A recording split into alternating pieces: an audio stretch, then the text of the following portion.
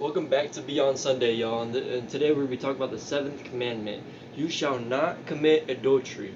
And this big idea is really simple because God calls his people to faithfulness. Before we talk about adultery, we need to understand God's commands. And 1 John 5:3 says, "For this is the love of God, that we keep his commandments, and his commandments are not burdensome."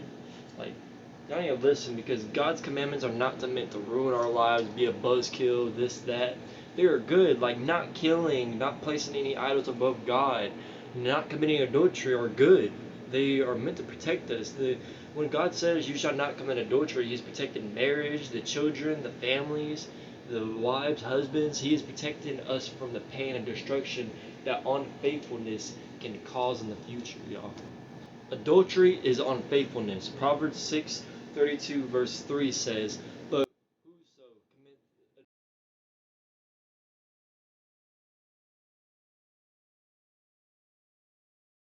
and adultery can cause serious damage." It can.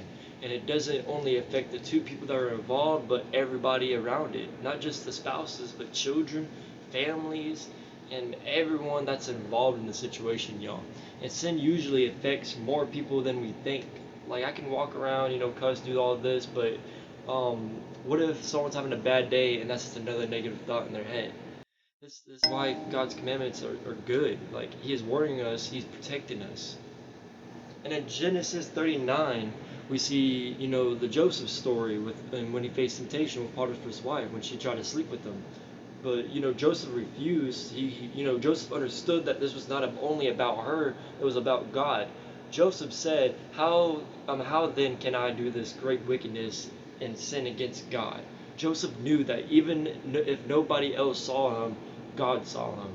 God is all knowing; he sees everything. And when she, continued to pressure him, Joseph ran away. He fled. Sometimes faithfulness means walking away. Sometimes it means running away, y'all. Flee from temptation. Do whatever you got to do to get away from that. And continuing this, Jesus said in Matthew 5:27-28, "You have heard that it was said, 'Do not commit adultery,' but I tell you, everyone who looks at a woman lustfully has already committed adultery with her in his heart. And if your right eye causes you to sin, gouge it out and throw it away. For it is better for you to lose one of your body parts than for your whole body to be thrown into hell." And in this, Jesus shows us adultery is not only about physical interactions, intercourse and all this stuff.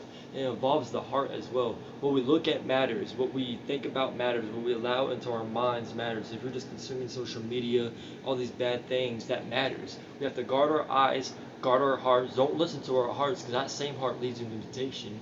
Because what we allow to grow inside of us eventually affects the way that we live. So if I consume social media, whatever it is, violence, all this stuff, my fruits of my spirit is going to come out, bad. Because what I put in my body is what I got out. What you put in your body is what you get out. But adultery is not only a sexual sin, y'all. The Bible also talks about being unfaithful to God. And this is going to be in James 4:4. "You adulterous people, don't you know that friendship with the world is hostility towards God? So whoever wants to be a friend of the world becomes an enemy of God." And also in 1 John 2:15 it says, "Love not the world, neither the things that are in the world."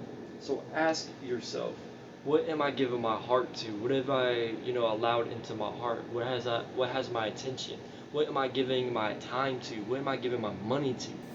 We can spend hours scrolling on social media, talking to friends, doing this, that. We can spend hours on games, money on games. We can spend money on subscriptions. We can spend money on clothes or things that we want.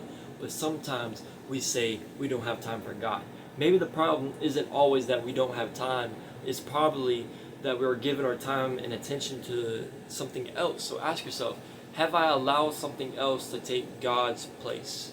Ephesians 5 teaches us that marriage is supposed to reflect Christ and the church. Husbands are called to love their wives like Christ loved the church. That means sacrificial love, y'all. And some of y'all don't got that. And 1 Peter 3:7 says, husbands are supposed to honor their wives. So how we treat people matters. Our relationship with God should change the way we love people around us. So this commandment is just bigger than don't cheat on your spouse.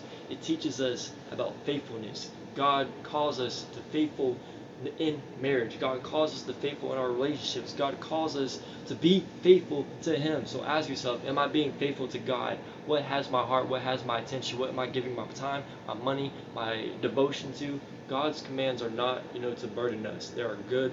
They protect us. They're meant to protect us.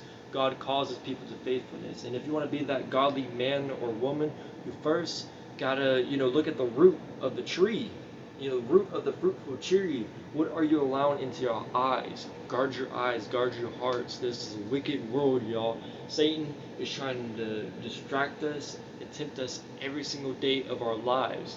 And the great story about it is one day we don't have to be on this earth. We'll be in heaven with God. So remain faithful. Keep following God. And I'll see y'all in heaven one day. And this is Beyond Sunday. See y'all next time.